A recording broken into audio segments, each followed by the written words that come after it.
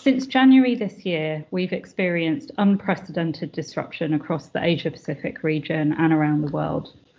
Our research finds that despite all of this, a majority of people across the region remain optimistic about the future. There are, of course, differences across markets, with India and China remaining the most optimistic. There are also differences across age groups, with younger consumers being generally the most optimistic. These numbers are interesting, but they're also changing on a daily basis as disruption increases or in some cases starts to ease off. As we unpacked our research a little, we found that it was impossible to draw conclusions without first considering the starting point or the context for the current disruption. When we reviewed consumer confidence data, we found that the starting point for each country, in essence, how confident people were at the end of 2019, closely matches with how optimistic consumers are right now.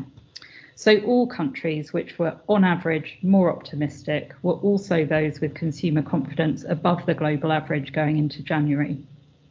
It seems obvious that this will also have a huge impact on the speed of recovery in each country around the region, meaning that we can't treat this, even though it is a global crisis, with a global solution. Given these findings, we're keen to take a deeper look at how the underlying context has impacted the recovery in China.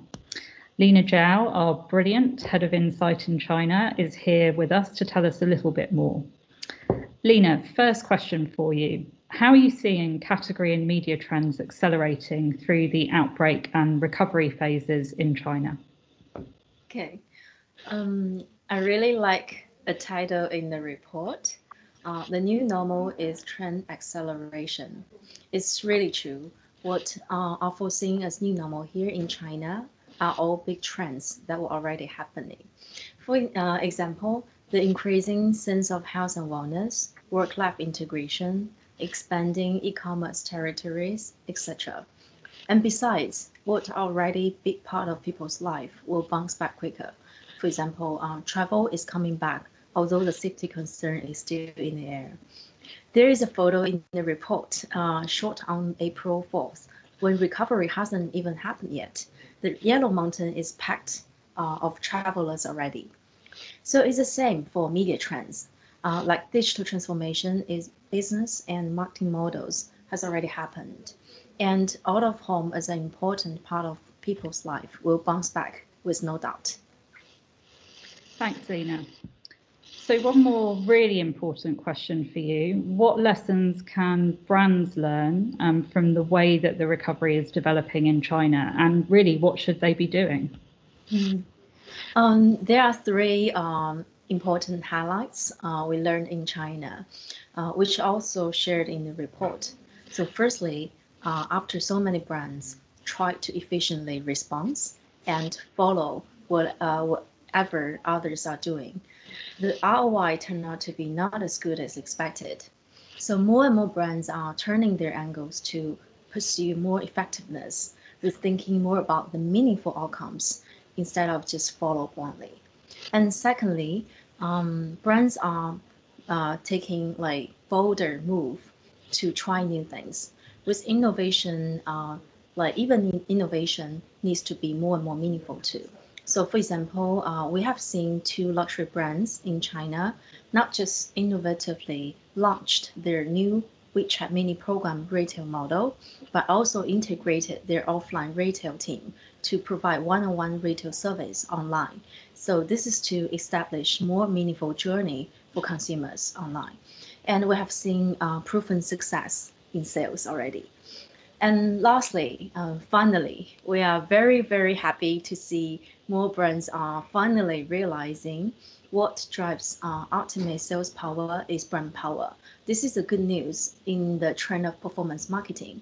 So brands are refocusing on brand purpose now. This is very in line with what we are always saying with Wavemaker Momentum's data, that priming stage brand bias decides business performance in active stage. If you have a look at the stock market, brands with stronger brand value are able to sustain their stock value. A Chinese brand worth noting, Multi, recognized as their national luxury spirit brand is seeing a significant increase almost every day. And it's called the king of the stock market of China now. So some interesting examples to share. That's great, really interesting and encouraging for all of us to see how the recovery is progressing in China. So just to summarize, we're really looking for more effectiveness, a real focus around that. We're looking at innovation, but done in a meaningful way. And we're looking at doubling down on brand power and what we already know actually about how brands grow and how they develop. So ultimately, as in China, our research shows that people across Asia Pacific are remarkably optimistic and that brands are remarkably resilient as well.